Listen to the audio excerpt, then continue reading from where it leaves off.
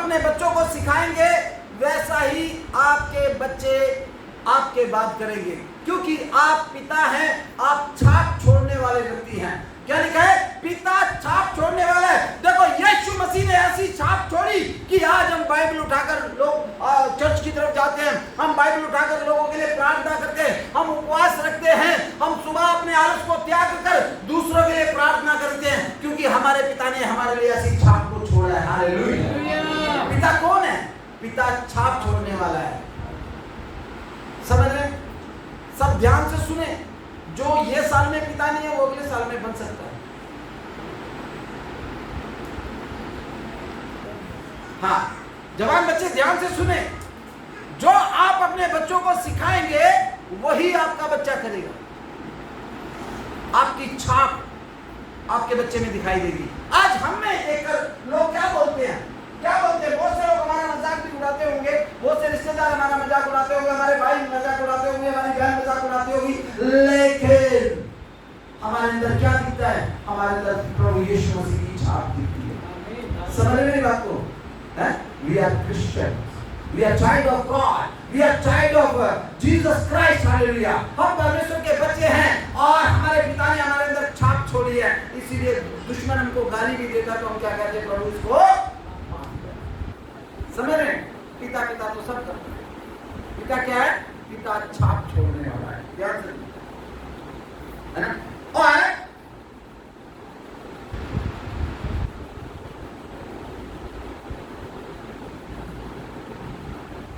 पिता एक चित्रकार है। पिता क्या है? चित्रकार है। कलाकार भी कह सकते हैं उसको, पेंटर भी कह सकते हैं उसको इंग्लिश में। लेकिन पिता क्या है? एक चरित्र बनाने वाला व्यक्ति होता है, चरित्रकार। Hallelujah, hallelujah, hallelujah. पिता क्या है? पिता चरित्रकार है। जैसा वो चरित्र और आकार बना देगा आपका बच्चा वैसे ही चलेगा। हालेलुया। अगर आप अपने बच्चों को बोलेंगे चोरी करना है तो वो लास्ट तक चोरी करेगा, अपने बच्चों को भी चोरी करना सिखाएगा। हालेलुया। समझे? अगर आपने अपने बच्चे को सिखा दिया बेटा संडे कहीं भी हो, लेकिन चर्च के समय चर्च में, मैं कहता हूं आपके बच्चों को दुनिया की पावर रोक नहीं सकेगी, दुनिया की ताकत रोक नहीं सकेगी, शैतान के बंधन रोक नहीं पाएंगे, दुनिया के बंधन रोक नहीं पाएंगे। कुछ भी करके वो संडे को चर्च में आएगा, क्योंकि आपने वैसी छाप छोड़ी है, आपने उसको अच्छी तरह से बना दिया है। तो पिता कौन है? चित्रकार। कौन है पिता? चित्रकार। पिता कौन है? चित्रकार। जैसा चित्र वो बना देता है, औलाद उसी चित्र को देखती है और उसी पर चलती है। Hallelujah, hallelujah. समझ रहे? तो पिता एक बहुत बड़ी पावर होती है। ऐसे नहीं प्रभु यीशु मसीह स्वर्गीय पिता को पिता बोलता था। समझ गए? ऐसे नहीं परमेश्वर ने अब्राहम को बोला कि मैं तुझको क्या करूंगा? सब जातियों का पिता बनाऊंगा। हालेलुया, है ना? पिता को हम डैडी बोले, पिताजी बोले, पापा बोले, कुछ भी कहे, उसका कोई मतलब नहीं है। मतलब है और मूल्य है तो केवल पिता का है। हालेलुया। वो हमारे अंदर है, वो हमारे पास है। समझ रहे? इसलिए बाइबल कहती कि देखो परमेश्वर ने हमसे कैसा प्रेम, पिता ने हमसे कैसा प्रेम किया कि हम उसकी संतान कहलाए। समझ रहे? अच्छा तरह के लोगों में बोलते हैं अरे यार ये तो यीशु के बंदे हैं, अरे ये तो यीशु की बंदी है, ये तो यीशु से प्यार करने वाले लोग हैं, ये तो माफ करने वाले लोग हैं, इनके पिता ने भी माफ किया, ये भी माफ करते हैं। Hallelujah, hallelujah. समझ मेरी बात को? तो पिता इज सुप्रीम पावर। हालेलुया। पिता क्या है? सुप्रीम पावर है। क्या है? मेरा डैडी सुप्रीम पावर है। डैडी सुप्रीम पावर है। इतना धीरे बोलोगे वो पावर की बैटरी चली जाएगी। मेरा डैडी सुप्रीम पावर है।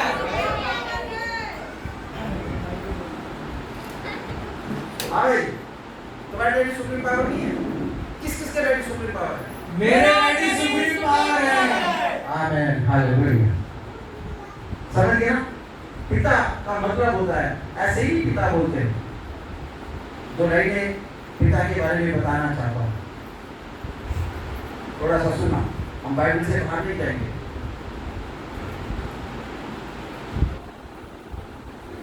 ये सच, ध्यान से सुना, ये सच किसी तस्बीह के दाने में नहीं है। ये सच किसी तस्बीह के दाने में नहीं है।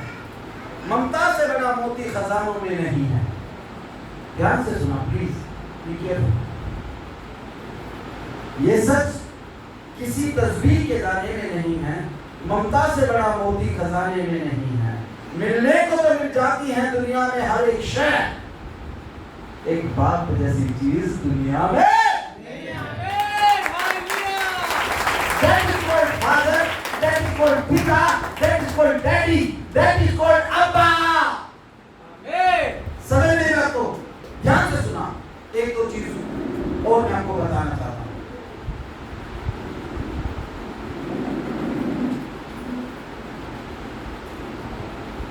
कहते हैं बहते आगोश में फिरदौस नुमा घर निकला। ध्यान से सुना, बहती आगोश में फिरदौस नुमा घर निकला। बिल्कुल ध्यान से सुना, बहती आगोश में फिरदौस नुमा घर निकला। छातियों से कभी जमजम कभी केशर निकला।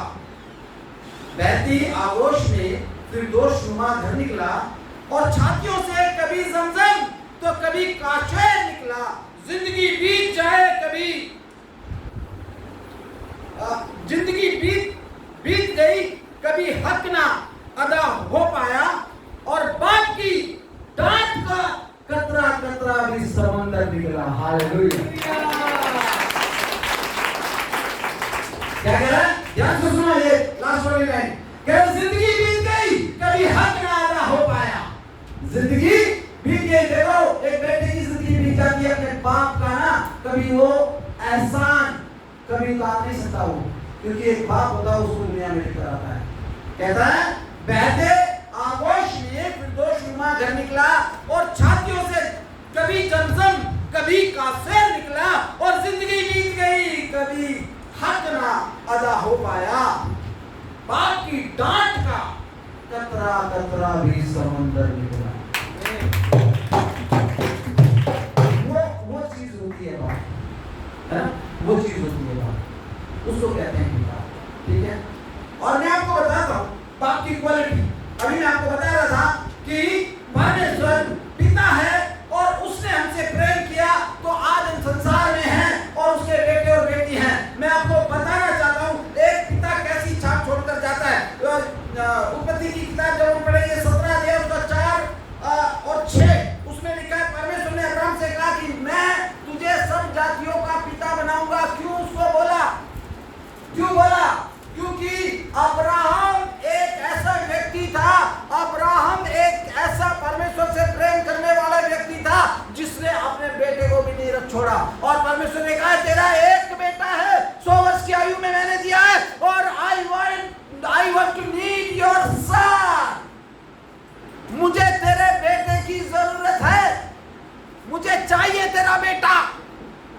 सोचिए 100 साल की आयु में अगर किसी को पुत्र का एक आशीष मिले और उसको भी परमेश्वर कह रहे मुझे चाहिए, क्या देगा कोई? लेकिन अब्राहम ने कहा खुदा तेरा है, तू जब बोलेगा ये अवेलेबल है। हालेलुया। और प्रभु परमेश्वर ने जैसे बताया था उस परमेश्वर के बताए हुए रास्ते पर वो चलता रहा और उसकी बलि करने के लिए भी अब्राहम पीछे नहीं हटा था। समझ रहे मेरी बात को? अब्राहम को जब परमेश्वर ने आशीर्वाद दिया कि मैं सब जातियों का पिता बनाऊंगा, अब्राहम ने अपने बेटे को आशीर्वाद दिया, इसहाक को। हालेलुया। ध्यान से सुना, किसको आशीर्वाद दिया? अपने बेटे को आशीर्वाद दिया और उससे अब्राहम से 100 गुना फालतू आशीर्वादित इसहाक रहा। समझ मेरी बात को? ध्यान से सुना, है ना? रागी रहा। वो क्यों रहा? क्योंकि वो अपने पिता के दिखाए हुए रास्तों में चलता रहा। जो छाप उसके पिता ने छापी थी उस छाप को लेकर चलता रहा। जो चित्र उसके पिता ने बनाया था उस चित्र को लेकर चलता रहा। और मैं आपको बता दूं इसहाक अपनी दुआओं में भी खुदा की नहीं अपने पिता की तस्दीक किया करता था। हालेलुया। कितना प्रेम करता था अपने पिता से, समझ रहे? तो पिता कोई नॉर्मल चीज में बहुत से लोग क्या करते हैं, अच्छा ऐसा ना करेंगे ना छोड़ के चला कहूँगा, वाते ध्यान ना लाओ, हम चले जाएंगे, हमने स्टार्ट किया, हम फांसी पे चढ़ जाएंगे, हम मर जाएंगे। अबे तुम इस लायक आज बने हो तो अपने बाप की वजह से बने हो यार। बहुत से बच्चे से बोलते हो हट करके बैठ जाएंगे, ऐसे ही होना, ऐसे ही होना, ऐसे ही। पिता क्या है उनके सामने, क्या है फिर पिता उसके सामने? मैं आपको बता रहा हूँ, सीखना है तो एग्जाम से सीखो, अपनी दुआओं में भी हो, अपने खुदा को भी अपने पिता को रखता था। हालेलुया, समझ रहे हैं आपको? मैं आपको बताऊंगा रियल जो फादर का मीनिंग, समझ रहे हैं आपको? ध्यान से सुना, ठीक है ना? तो इसहाक दुआओं में भी अपने पिता को आगे रखता था और सबसे ज्यादा अपने पिता का नाम लेता था। और अगर हम आज की जनरेशन में देखें तो हम देख सकते हैं बहुत अच्छे तरीके से डॉक्टर पॉल डीजीएस दिनाकरन जी को कितने लोग जानते हैं? पॉल दिनाकरन को कितने लोग जानते हैं? हमारे हिंदुस्तान का सबसे बड़ा भविष्यवक्ता doctor Paul DGS Paul Dinakaran, हम सब लोग जानते हैं। उसने अपने बेटे पर ऐसी छाप छोड़ी, ऐसा चित्र बनाया, ऐसा निर्माण किया कि उसका बेटे को भी आज वैसे ही दुनिया जानती है। हालेलुया, है ना? डॉक्टर पॉल दिनाकरन भी सबसे बड़े प्रीचर और पास्टर, और उनको एक बहुत अच्छे अगुआ कहते हैं, हमारे हिंदुस्तान का नंबर 1 पास्टर है वो, है कि नहीं है भाई? सोशल मीडिया देखते हो, आप चलाते हो, कभी उनकी जीवनी पढ़ना या सुनना, ही इज द वन। क्यों? क्योंकि उसका पापा नंबर 1 था, वो भी नंबर 1 है। Hallelujah, hallelujah. कई माता पिता अपने बच्चों को चोरी सिखाते हैं, झूठ बोलना सिखाते हैं, क्या दियो पास्टर जी से ऐसे हो वो। हालेलुया। क्या कर रहे हैं लोग? वो जैसा चित्र बना रहे हैं, उनके बच्चे अपने बच्चों से भी ऐसे बोलेंगे, तुम भी ऐसे बोलना भाई। Hallelujah, hallelujah, hallelujah. खड़े हो के बोलो हालेलुया, हालेलुया। जब करके बोलो हालेलुया, हालेलुया, हालेलुया कहिए।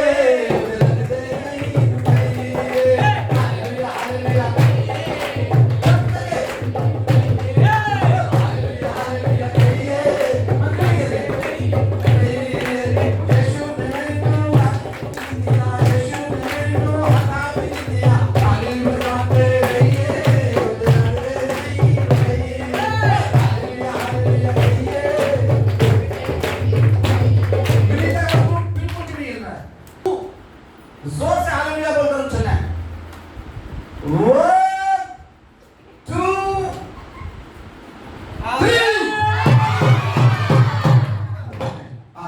3 है ना?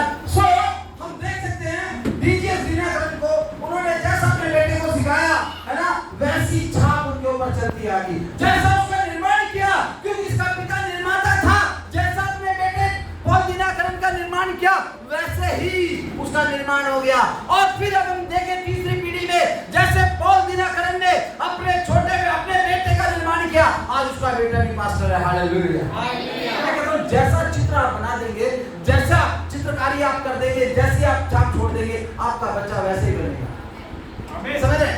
आप कभी देख रहे हैं एक कोई गर्भवती लेडीज होती है ना, मोस्टली हमारे पंजाबियों में क्या होता है, उसको दूध पिलाते हैं, ज्यादा दूध, मलाई खिलाएंगे, दूध पिलाएंगे, बच्चा हो रहा हो, वो ऐसी छाप बना रहे होते हैं, ठीक है ना? सो एक पिता जो होता है वो एक चित्रकार है ना? जैसी छाप आप बनाओगे, जैसा आप अपने बच्चों को सिखाओगे, वैसा ही आपका बच्चा करेगा और वैसे ही नाम से वो जाना जाएगा, वैसे ही वो पहचाना जाएगा। समझ लेना, तो ध्यान से सुनना, बहुत ध्यान से सुनना, ठीक है? और फिर मैं आज आपको बताऊंगा एक अच्छा पिता जो होता है वो सबसे पहले अपने बच्चों को सिखाने के लिए परमेश्वर की अनुमति को लेता है, परमेश्वर की आज्ञा को लेता है।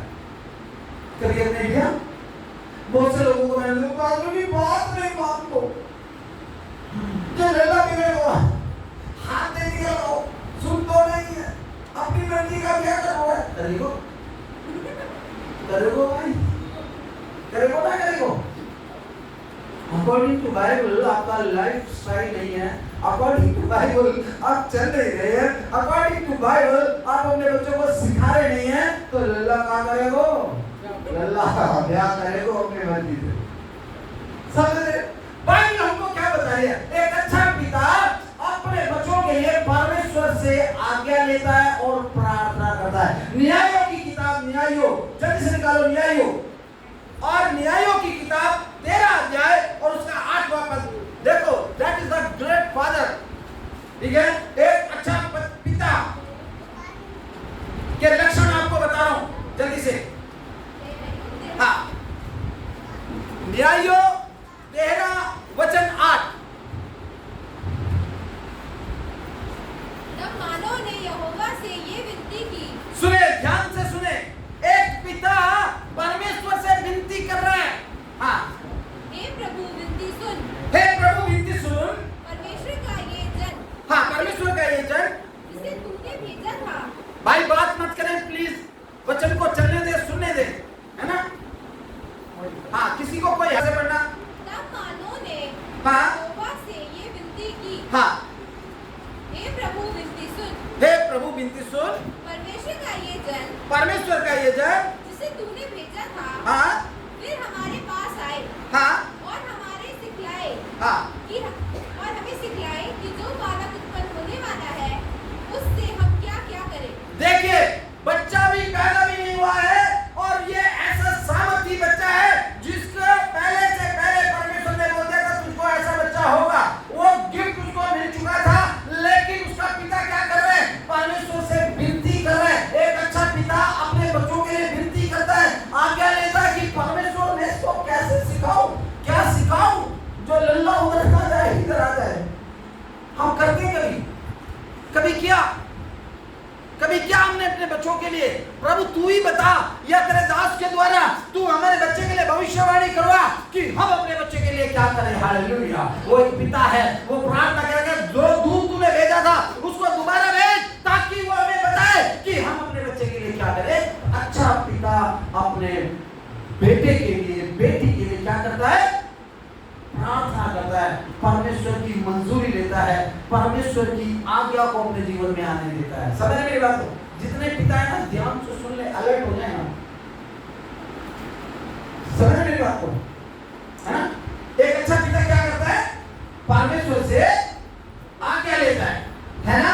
और अपने बच्चे के लिए प्रार्थना करता है ना? हम देखते हैं एक खास चीज, एली नबी एक भविष्यवक्ता था। एली नबी प्रार्थना करता था और लोग मुर्दे जीवित हो जाते थे। एली नबी अगर किसी के लिए भविष्यवाणी कर देता था या किसी को श्राप दे देता था तो सेम उसके जीवन में ऐसा होता था। एली नबी अगर किसी को आशीर्वाद देता था तो वो फल जाता था। हालेलुया। लेकिन क्या हो गया? ऐसे भविष्यवक्ता के जो परमेश्वर के साथ ताल्लुक बहुत अच्छे थे और परमेश्वर का साक्षात वो दर्शन किया करता था, क्योंकि एली जो था एलीशा का चेला था, एलिया का चेला था एली।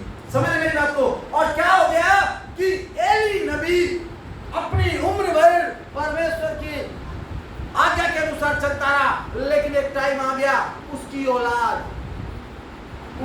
औलाद श्रापित कहलाई। कारण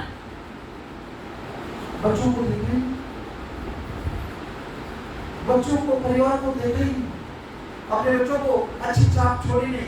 एली ने अपने बच्चों को बदकारी से रोका ही नहीं, क्योंकि बच्चे अपनी मर्जी से चल रहे थे। जल्दी से निकालो पहले शमूएल 3 अध्याय उसका 13वां पद, जल्दी से। पहला शमूएल 3 अध्याय उसका 13वां पद।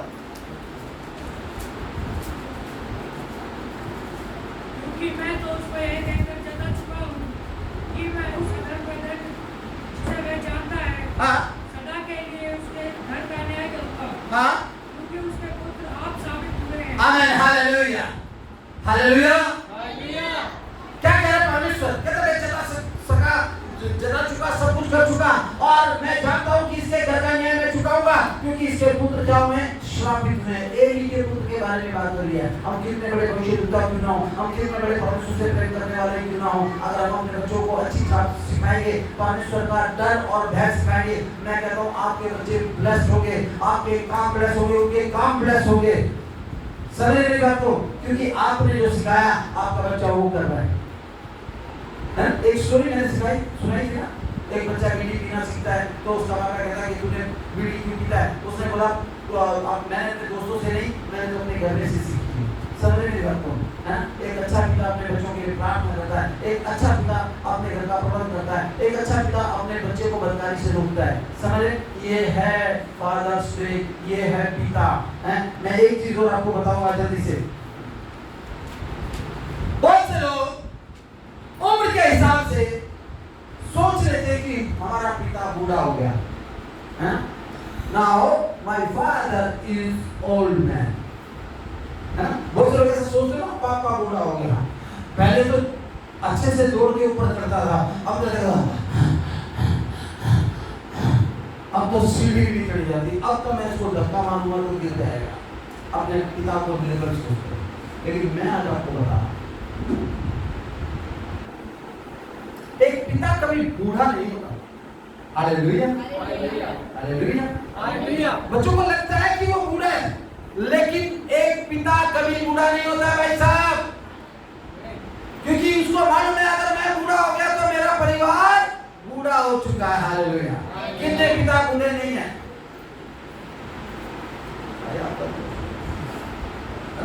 कितने पिता बूढ़े हो चुके हैं? कितने पिता बूढ़े हो चुके हैं? बादल भाई बूढ़े हो। हाँ, कितने पिता जवान हैं? अभी तो मैं वेरी गुड, बहुत अच्छा। हाँ, मैं आपको बताता हूँ कि एक पिता जो होता है वो कभी बूढ़ा नहीं होता। जल्दी से देखें यहोशू की किताब और उसका 14वां अध्याय और उसका 10 और 11।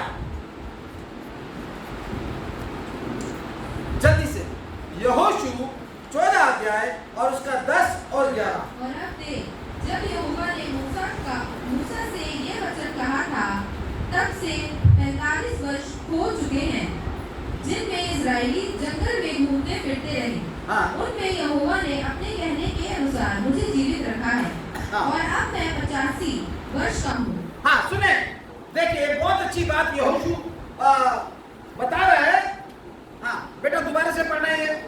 और अब देख, जब यहोवा ने मूसा से ये वचन कहा था, तब से 45 वर्ष हो चुके हैं, हाँ, जिनमें इजरायली जंगल में घूमते फिरते रहे। हाँ, उनमें यहोवा ने अपने कहने के अनुसार मुझे जीवित रखा। और अब मैं 85 वर्ष का हूँ। जितना बल मूसा के भेजने के दिन मुझ में था, उतना बल अभी तक मुझ में है। Praise the Lord, hallelujah. क्या कह रहे हैं यहोशू? क्या जब मैं 45 वर्ष का था तभी मेरे अंदर वो सामर्थ, वो बल था, और आज मैं 85 इयर्स का हो गया हूँ, आज भी मेरे अंदर वो बल है। सो मेरे प्रियो, एक पिता कभी बूढ़ा नहीं होता, वो हमेशा पावरफुल होता है। उसके अंदर डबल सामर्थ होती है, उसके अंदर डबल पावर होती है, उसके अंदर डबल पैशन होता है, उसके अंदर डबल बल होता है। हालेलुया। हमारी सोच ऐसी होती है मेरा पिता बूढ़ा हो गया है ना। यहोशू कह रहा है जब मैं 45 का था तब भी मैं उसी सामर्थ से काम करता था, आज मैं 85 साल का हूँ, आज मैं डबल पावर से काम करता हूँ। हालेलुया। कभी तो मैं भी जवान हुआ। कितने लोगों ने उस समय मेरे को देखा प्रचार करते टाइम, आपने देखा। अब मैं बूढ़ा हो गया हूँ। आप भी देखा, तभी एक बात है। कोई फर्क है? नहीं। Praise the Lord, hallelujah. That's the grace of God, hallelujah. ये परमेश्वर की दया है। इसीलिए मैं आपको बता रहा हूँ, एक पिता कभी बूढ़ा नहीं होता। हालेलुया। है ना? यहोशू कह रहे 45 साल का था तब भी मेरी वही पावर थी, और आज मैं 85 साल का हूँ तब भी मेरी पावर है। हालेलुया। और सेम पावर है, कम नहीं है ना। और मैं आज आपको एक चीज और बताना चाहता हूँ, जल्दी से हम देखेंगे यूहन्ना का सुसमाचार 5 अध्याय उसका 17वां पद। क्योंकि हम एक पिता बूढ़ा क्यों नहीं होता? क्योंकि हमारा परमेश्वर बूढ़ा परमेश्वर नहीं है। हालेलुया। है ना? हमारा परमेश्वर बूढ़ा परमेश्वर है।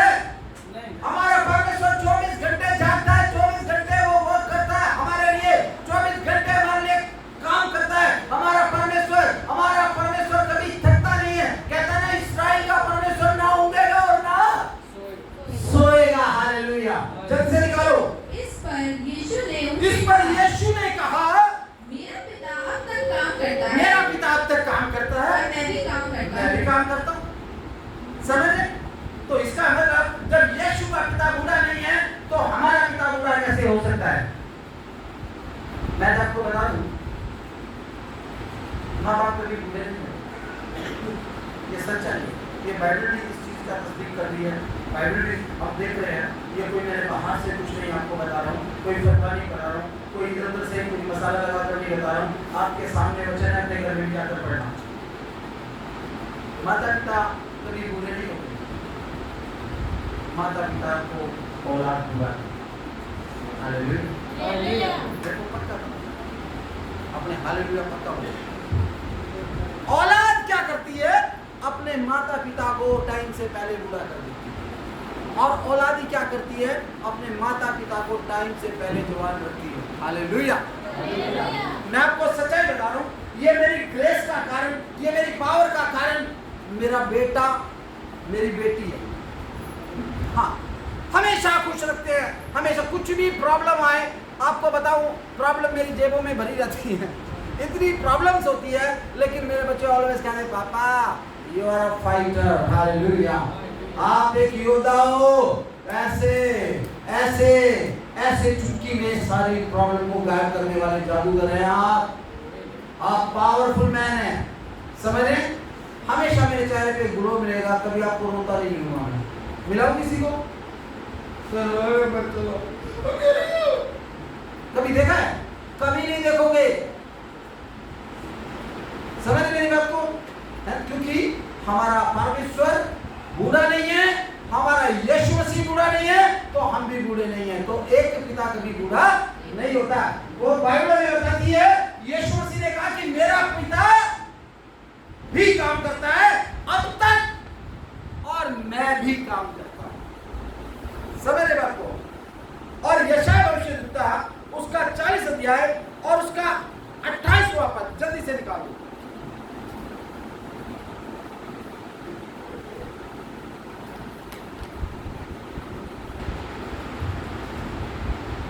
क्या तुम नहीं जानते? हाँ, क्या तुमने नहीं सुना? यहोवा जो सनातन परमेश्वर और पृथ्वी भर का सृजनहार है, वह न थकता न श्रमित होता है। आमीन, हालेलुया। जब परमेश्वर नहीं थक सकता, जब परमेश्वर बूढ़ा नहीं हो सकता, तो एक पिता बूढ़ा हो सकता है? नहीं हो सकता भाई। जो यीशु मसीह को मानने वाला है, यीशु मसीह पर विश्वास करने वाला है, वो पिता कभी बूढ़ा नहीं होता। ये पावर होती है पिता की। हालेलुया, समझ गए? ये मतलब है फादर्स डे का, ये मीनिंग है पिता का। समझ मेरी बात को? समझिए, ध्यान से सुनना।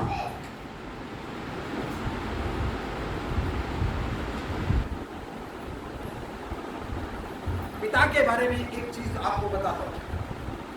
कह रहा है अकेलेपन का ये एहसास कभी होने नहीं देगा। क्या कह रहा है? अकेले, ये साथ साथ बोलते रहो, मुझे अच्छा लगेगा।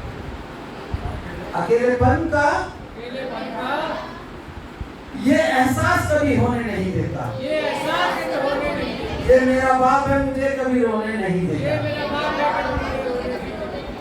मेरे सर जो मेरे बाप की दुआओं के साए हैं, सफर में ये कभी मुझे हादसा होने नहीं देता। समझ मेरी बात को? एक पिता अपने बच्चों के लिए हमेशा दुआ करता है। आपको मैं सही बताऊं, मेरे बच्चे जब घर से निकलते हैं, जब ऑफिस पहुंचते हैं, रास्ते में चलते हैं, पापा मैं रास्ते में, मैं उनको हमेशा लिखता हूँ God with you, God is with you. ऐसे वैसे मैं उनको मैसेज एक टेक्स्ट करता हूँ, गॉड इज विद यू। जब मेरे बच्चे अपने स्थान पर पहुंच जाते हैं, मैं लिखता हूँ गॉड ब्लेस यू। ऐसे ही है? क्या लिखता हूँ? तो वो दुआएं बच्चों को संभालती है। इतना सा आशीर्वाद हमारे बच्चों को संभालता है। समझे? इसलिए एक पिता का एक कर्तव्य है अपने बच्चों के लिए, अपने बेटों के लिए, अपनी बेटियों के लिए। समझ रहे? वो मीनिंग है पिता का। समझ रहे हो? वो कभी ना आपको थकने नहीं देगा, कभी रोने नहीं देगा। ये मीनिंग है पिता का। कितनी बड़ी प्रॉब्लम, मुसीबत, घर पे कुछ भी आ जाए, वो अपने ऊपर ले लेगा। मैं कहता हूँ आपको अच्छा कपड़ा पहनाने के लिए फटे हुए कपड़े पहन के धूप में कार्य करेगा।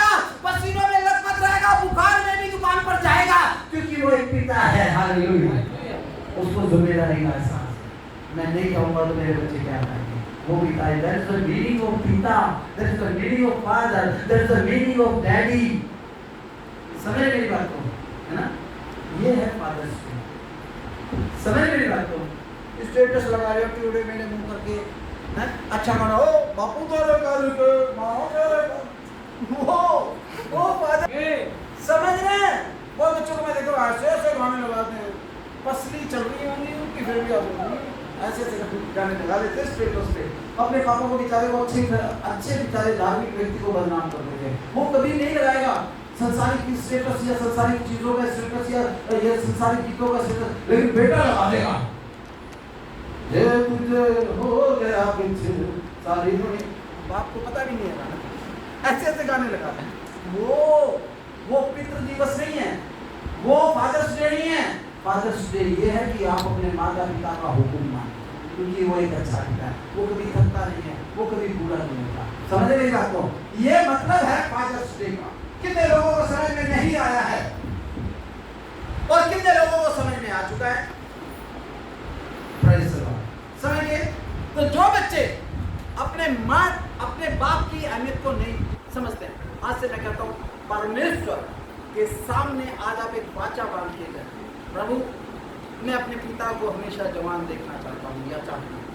प्रभु मैं हमेशा अपने पिता के चेहरे पर एक स्माइल को देखना चाहता हूँ या देखना चाहती हूँ। मैं अपने पिता का हंसता हुआ चेहरा देखना चाहता हूँ या चाहती हूँ। पिता मैं परमेश्वर मैं अपने पिता की छाप बनना चाहता हूँ। प्रभु मैं अपने पिता का चित्र बनना चाहता हूँ, because my father is a art maker. चित्र बनाने वाला है मेरा पिता, इसलिए प्रभु मैं उसका चित्र बनना चाहता हूँ। मैं कहता हूँ जो बच्चे इस प्रकार की वाचा बांधकर और अपने घर में जाते और प्रार्थना करते हैं, मैं कहता हूँ उनके बच्चे, उनकी आने वाली पीढ़ी को लोग उनके पिता के नाम से जानेंगे। हालेलुया। वो औलादी ब्लेस्ड होगी, वो बच्चे ही आशीषित होंगे। समझ में आ रहा है? ये मतलब है फादर्स डे का। समझ रहे? ये मतलब है पिता का। समझ रहे? और सोचिए, वो पिता था, स्वर्ग जिसका सिंहासन और पृथ्वी जिसके पांव की चौकी थी, जो राजकुमार था अपने पिता के दाहिने ओर बैठा हुआ था, लेकिन जीरो बन गया हम बच्चों से प्रेम करने के लिए। कैसा महान पिता परमेश्वर ने हमको दिया। समझ रहे? ये फादर्स डे, समझ रहे? ये पिता की वैल्यू है। अगर अभी तक आप नहीं समझ सके हैं तो मैं कहता हूँ आज से आप इसको सीखें और अपने जीवन में इसको लागू करें।